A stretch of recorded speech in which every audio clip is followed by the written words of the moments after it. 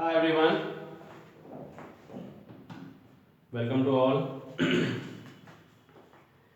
In today's class, this is the last exercise of chapter number 7 integrals. Some properties of definite integrals. Okay, so some properties of definite integrals. In this exercise, there are 7 properties is there on the board. Okay, so I am already mentioned and write the properties on the whiteboard because question में हम लोग concept clear हो सके. ठीक है, तो इस properties को समझने से पहले क्या करना है कि 7.1 से लेके 7.10 तक जितने भी क्वेश्चंस हम लोग ने इंटीग्रल से रिलेटेड लगाए हैं वो फॉर्मूला बेस्ड लगाए हैं. ठीक, वहाँ पर पर्टिकुलर हम लोग ने सिर्फ स्पेसिफिक कॉन्टिन्यूस फंक्शंस के रिगार्डिंग जो हमको फॉर्मूले मिले उस फॉर्मूले पे हम लोग ने उसको एक्सप्रेस किया, वैल्यू पुटअप किया, लिमिट अप्लाई किया और अपने आंसर को सॉल्व किया, मतलब क्वेश्चंस को सॉल्व किया. बट इन एक्सरसाइज 7.11 में हमारे पास क्या है कि कुछ प्रॉपर्टीज़ मेंशन की गई हैं कि उन प्रॉपर्टीज़ को अप्लाई करने से हमारा इंटीग्रल्स क्वेश्चन का कैलकुलेशन ईजिली हो सकता है, थोड़ा इजी वे में हो सकता है. जहाँ पर हम लोग फर्दर एक क्वेश्चन को बहुत ही लेंदी फॉर्म में सॉल्व करते थे, चैन रूल अप्लाई करते थे, लिमिट अप्लाई करते थे, लिमिट को चेंज करते थे, सब्स्टिट्यूट करते थे, एक्सेट्रा एक्सेट्रा. तो उन सारी चीज़ों से ये था कि अगर हमारे इन 7 प्रॉपर्टीज़ पे पर्टिकुलर कमांड हो जाए तो हम लोग अपने क्वेश्चंस को डिफरेंट मेथड से तो लगाना सीखे ही सीखे हैं, बट प्रॉपर्टी बेस से लगाना भी सीखे हैं. क्यों? Because in this exercise evaluate and integrate the given function with the help of the properties. Okay, तो फर्स्टली हम लोग प्रॉपर्टीज को डिस्कस करते हैं. So here some properties of definite integrals, only for definite integrals. First of all P0. Okay, तो P0 की properties हमारे पास बहुत ही सिंपल है. क्या थी कि हमारे पास कोई फंक्शन fx होता था जिसकी लिमिट a टू b की तरफ जाती थी और हम लोग उसको x के रेस्पेक्ट में इंटीग्रेट करते थे. तो fx फंक्शन को सबसे पहले हम लोग क्या करते थे, हम लोग उसको सपोज करके t कर लेते थे और हम लोग उसको ft का फॉर्म देते थे. तो हमारे P0 में कोई ऐसी नई प्रॉपर्टीज़ नहीं है, हमारे पास एक नॉर्मल फंक्शन होता था, हम उसको सब्स्टिट्यूट कर लेते थे और t के रेस्पेक्ट में हम उसका इंटीग्रेट कर देते थे और हमारा फर्दर आंसर क्वेश्चन सॉल्व हो जाता था. तो P0 नॉर्मल हमारा प्रॉपर्टीज है जो अब तक हम लोग करते हुए आए हैं, उसमें कोई ऐसी प्रॉब्लम नहीं आएगी. बस जिसका हम इंटीग्रेशन नहीं जानते थे उसको सपोज कर लेते थे t. P1 प्रॉपर्टीज में क्वेश्चन का इंटीग्रेशन का फॉर्म देखिए सेम है, like a to b function fx dx. तो कोई हमारे पास फंक्शंस गिवन होगा जिसकी limit a to b given होगी, यानी लोअर से अपर की तरफ जाएगी, तो हम उसका इंटीग्रेशन में क्या करेंगे, यहाँ जो माइनस साइन दिख गया है, माइनस साइन में क्या होता है कि लिमिट की प्लेस इंटरचेंज हो जाता है. जो लिमिट a थी वो b हो जाती है, जो b है वो a हो जाती है. अगर हम लिमिट को चेंज करेंगे तो हमारे फंक्शन में सिर्फ क्या हो जाता है, माइनस हो जाता है. क्लियर? अगर हम इस a टू b को a टू b कर देंगे तो यहाँ प्लस आ जाएगा. And limits are same in the function. तो a से a, b से b अगर हमारी लिमिट कॉमन होती है तो उसका इंटीग्रेशन क्या हो जाएगा, 0 हो जाएगा. Okay, this is property number 1. And now property number 2. Property number 2, function fx a to b, कोई फंक्शन है a टू b की तरफ जाएगा. अभी तक हमारे पास जितनी भी P0, P1, P2 आ रही थी उसके क्वेश्चन का स्ट्रक्चर कॉमन था, बट कैलकुलेशन प्रोसेस एज पर रिक्वायरमेंट हम अपना चेंज कर रहे हैं, एज है ना, वो हम चेंज कर रहे हैं. तो अब कोई फंक्शन fx होगा जिसको हमको a से b की तरफ लिमिट दी हुई है, तो हम उसको क्या कर सकते हैं, ब्रेक कर सकते हैं. हम अपने फंक्शन को ब्रेक कर सकते हैं. कैसे ब्रेक कर सकते हैं, fx dx limit a to b थी तो हमने एक third limit a to c और फिर हम लोग ने वहीं से स्टार्ट कर दिया c टू b. तो जब हम लोग उसको लिमिट एक्सेप्ट करेंगे तो पॉजिटिव c और माइनस c हमारी सब्ट्रैक्ट होकर कट जाएगी. फाइनली हम लोग अपने प्रीवियसली क्वेश्चन की तरह ही सॉल्व इसको करेंगे. तो एक तरीके से जब a टू b है तो हम लोग थर्ड लिमिट को लेने के लिए इसको तोड़ सकते हैं. एंड नाउ P3 क्वेश्चन का स्ट्रक्चर क्या है, limit a to b fx, question same है. a टू b fx में अगर हमको अप्लाई करना है तो हम डायरेक्टली क्या करते हैं, अपनी दोनों लिमिट को ऐड करके अपने फंक्शन से सब्ट्रैक्ट भी कर सकते हैं. a to b function a plus b, यानी limit upper and lower, summation of limit upper and lower minus function, तो a plus b minus x करके भी हम इस चीज को कर सकते हैं। This is property number 3 and now property number 4। अब तक हम लोग के पास सबसे इंपॉर्टेंट प्रॉपर्टीज P1 निकली और P4। तो P1 और P4 के कॉम्बिनेशन से हमारी कमिंग एक्सरसाइज में ही इतने 90% क्वेश्चंस मिल रहे हैं जिनको हम लोग P4 प्रॉपर्टीज से अप्लाई करेंगे। ओके, तो P4 प्रॉपर्टीज अप्लाई पे फोकस करिए। P4 अप्लाई की प्रॉपर्टीज क्या है कि हमारे पास फंक्शन होगा जिसकी लिमिट 0 से a की तरफ जाएगी, lower limit is 0 and upper limit a। तो ऐसी कंडीशन पे हम अपना इंटीग्रेट कैसे करेंगे, upper limit minus function, upper limit minus function, given function. तो 0 to a f a minus x, a का मतलब अपर लिमिट जो होगी उससे हम अपने फंक्शन को माइनस कर देंगे। Okay, P5 0 to 2a, 0 to 2a, तो अपर लिमिट हमारी 2a है, तो हम इसको a के रेस्पेक्ट में तोड़ के भी लिख सकते हैं fx। तो क्या लिखा गया, 0 से a fx प्लस अगेन 0 से a, और हमारी जो फाइनल लिमिट थी क्या है 2a है, तो 2a से हमने फंक्शन को क्या कर दिया, सब्ट्रैक्ट कर दिया। सेकंड स्टेप में हम लोग ने क्या कर दिया कि अपर लिमिट माइनस फंक्शन कर दिया, लिमिट अप्लाई कर दिया। एंड P6 में भी कंडीशन क्या है, 0 से 2a fx है, तो 0 से 2a fx में क्या किया कि हम लोग ने 2 एज अ कांस्टेंट बाहर किया और 0 से a fx हम लोग ने अप्लाई कर दिया। ठीक, ऐसा क्यों किया गया, इफ जो हमारी अपर लिमिट थी 2a, हमने 2a माइनस एक्स करेंगे, तो जैसे हम लोग अपनी कंडीशन में अपर लिमिट माइनस एक्स करेंगे तो वो हमारे प्रीवियस फंक्शन fx की बिहेव की तरह वर्क करेगा। ठीक, और कंडीशन हो जाएगी 0। बट फिर हम लोग अपर लिमिट को 2a माइनस एक्स करेंगे सेकंड स्टेप में, जब हम लोग जहाँ 0 के प्लेस पे रखेंगे f2a माइनस एक्स, तो वहाँ पर फंक्शन हमारा क्या चला जाएगा, माइनस fx हो जाएगा। ठीक, बाकी क्वेश्चन से कॉन्सेप्ट क्लियर होगा। एंड P7 का भी एक इंपॉर्टेंस है। P7 में क्या है, माइनस a से प्लस a की लिमिट जाएगी, fx dx होगा। ओके, जिसमें हमारे पास कंडीशन क्या है कि 2 एज अ कांस्टेंट बाहर आ जाएगा, तो 0 से a fx dx हो जाएगा, 0 से a fx dx हो जाएगा। अब लिमिट माइनस a होने की वजह से कंडीशन क्या होगी कि हमारे फंक्शन में अगर f माइनस एक्स है तो इज इक्वल टू fx हो जाएगा फॉर इवन। तो इवन और ऑड का मतलब क्या हो जा रहा है, यहाँ देख लेते हैं, इवन और ऑड का मतलब, तो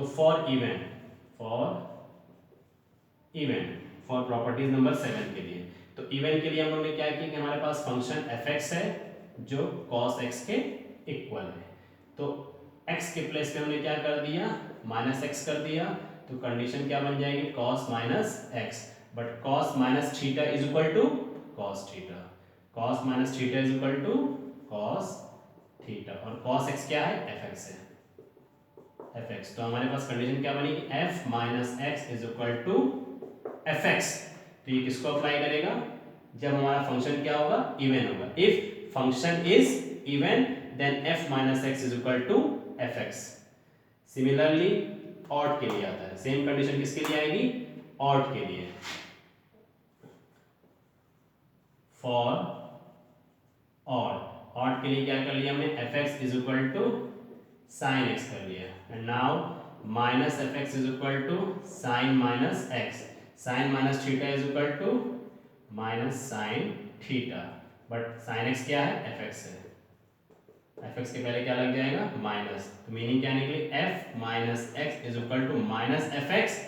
ये किसको बिलोंग करेगा, फॉर ऑड के लिए, फॉर ऑड के लिए। तो फॉर ऑड के लिए कंडीशन हमारे पास हो जाएगी sin x की, और इवन के लिए कंडीशन हो जाएगी cos x की, और ये प्रॉपर्टीज नंबर 7 हो जाएगी। ठीक, तो ओवरऑल ये P0 से P7 की प्रॉपर्टीज थी, जिसमें हमने क्या बताना चाहा कि P1 और P4 का यूटिलाइजेशन मैक्सिमम है, बट P4 का सबसे ज्यादा है, approx 90%।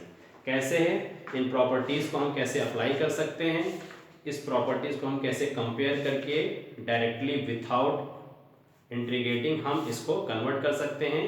So let's start and come to the exercise 7.11 by using the properties of definite integrals. Firstly question says by using the properties of definite integrals, the integrals in exercise 1 to 19.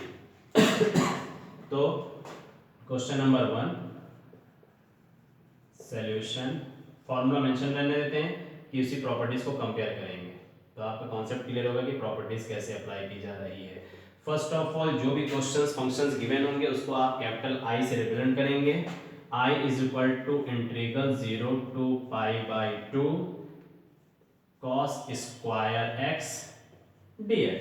Okay, तो cos square x dx का integration तो हम लोग ने previously exercise में कैसे किया था कि cos स्क्वायर x को हम लोग 1 प्लस cos 2x अपॉन 2 के फॉर्म में कन्वर्ट कर देते थे, फिर बाय पार्ट करके हम उसको अप्लाई कर देते थे, आ जाता था। बट यहाँ प्रॉपर्टीज अप्लाई करनी है, तो लिमिट क्या है 0 से पाई by 2।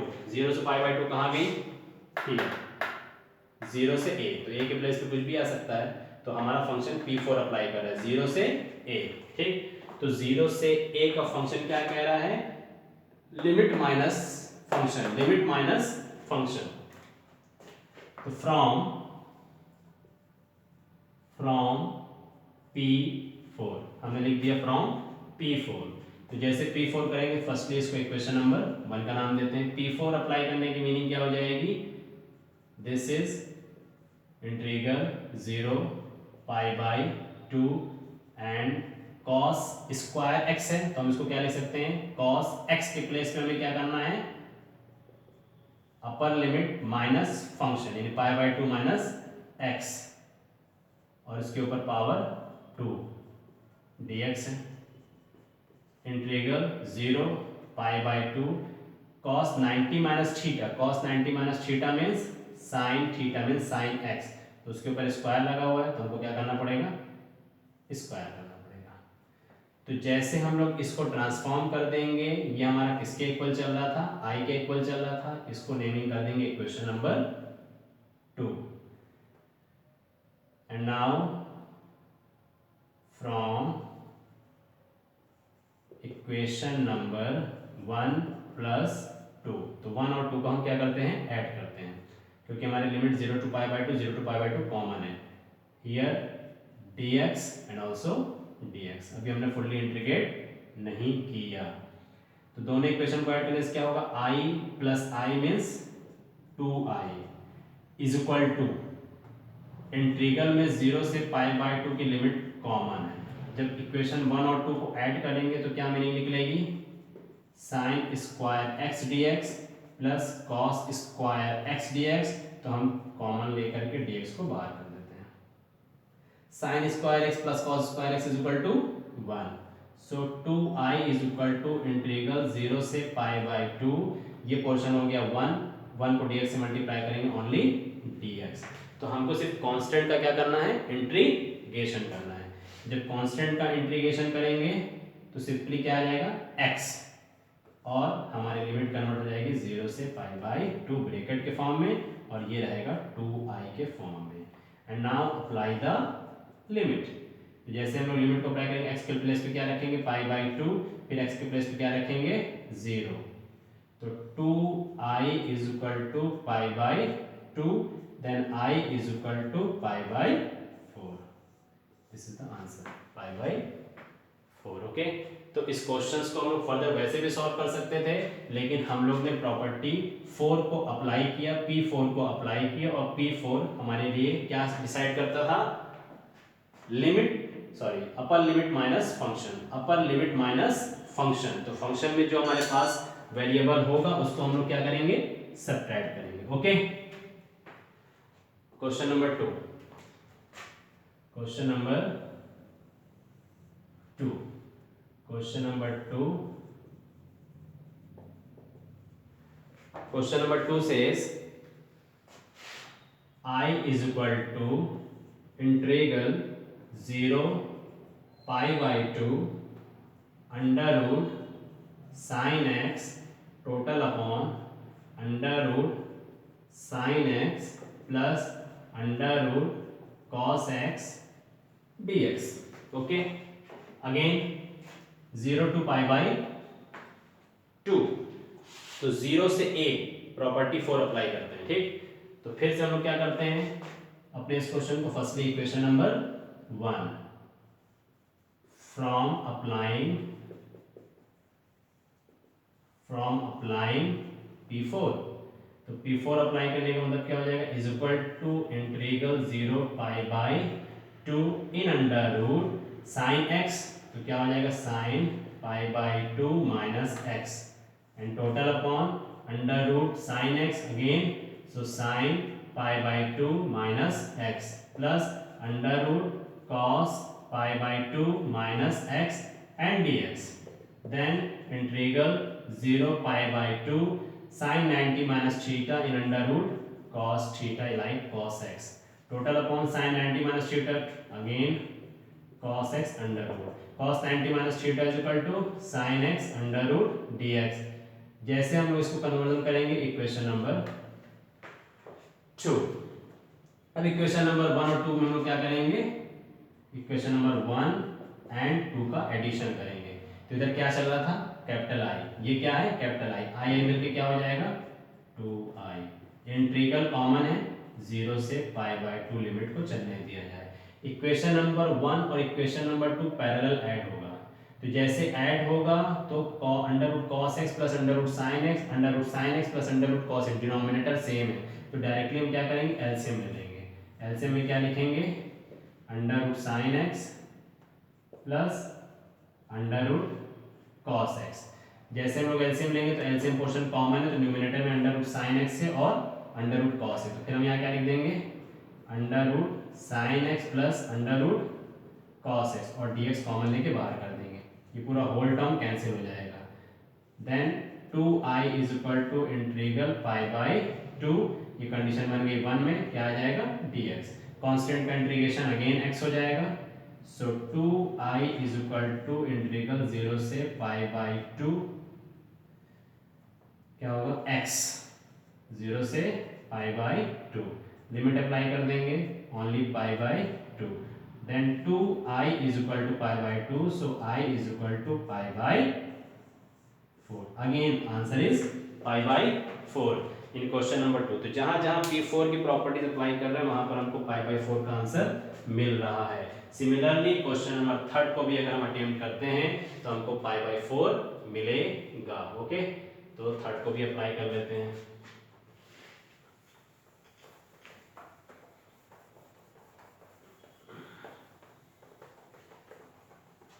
Properties number 7 for odd and even.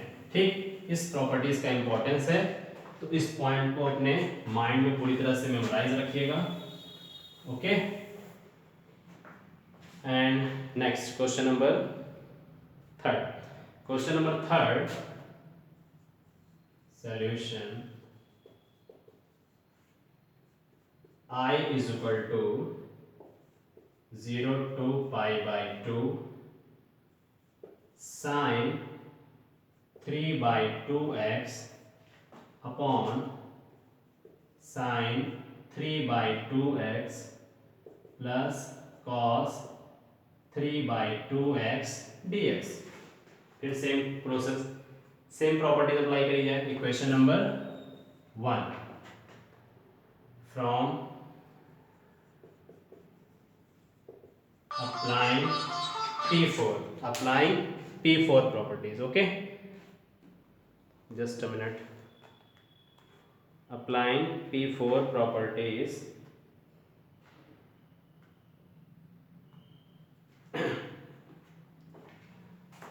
so I is equal to integral 0 to pi by 2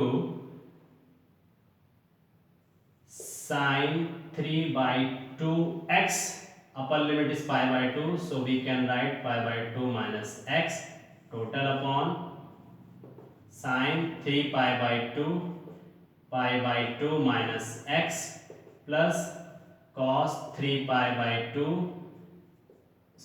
cos square 3 by 2 pi by 2 minus x and dx। simply 0 to pi by 2 sin 90 minus theta means cos theta, so cos 3 by 2x again cos 3 by 2x plus cos 3 by 2 sin 90 minus theta cos theta, cos 90 minus theta is equal to sin theta, So sin 3π/2x and dx equation number second. Okay, ये किसके parallel चल रहा था? I के parallel चल रहा था. Same फिर हम क्या करेंगे, equation number 1 plus equation number second. I 2y integral 0 से π/2. ध्यान से देखा जाए, here denominator and here denominator is same, तो दोनों का हम एलसीएम लेके क्या लिख देते हैं, sin 3π/2x plus cos 3π/2x. तो डिनोमिनेटर में पोर्शन कैंसिल होगा, सिर्फ डिनोमिनेटर में क्या बच जाएगा, sin 3π/2x plus cos 3π/2x dx. Whole term again cancel. 2i is equal to 0 से π/2 dx only. देन कांस्टेंट का इंटीग्रेशन बना x 0 से π/2. लिमिट अप्लाई करेंगे, only π/2 in the right hand side and left hand side mention 2i. then I is equal to again π/4. this is the answer. देखा, तो finally मैं क्या बोल रहा था कि 90% P4 प्रॉपर्टीज आपकी यूज होगी in this exercise. And question number 4 similarly apply the property number 4 and answer we got π/4 again. ठीक, तो इस तरीके से क्वेश्चन नंबर 1 से लेके क्वेश्चन नंबर 4 तक हमको π/4 ही आंसर मिल रहा था, और श्योरली क्वेश्चन नंबर 4 में भी आपको π/4 ही आंसर मिलेगा. And rest of the question apply the properties and solve it. Otherwise in the next video हम लोग नेक्स्ट बाकी के क्वेश्चंस सॉल्व करेंगे with the help of these properties. Okay children, तब तक के लिए thank you so much.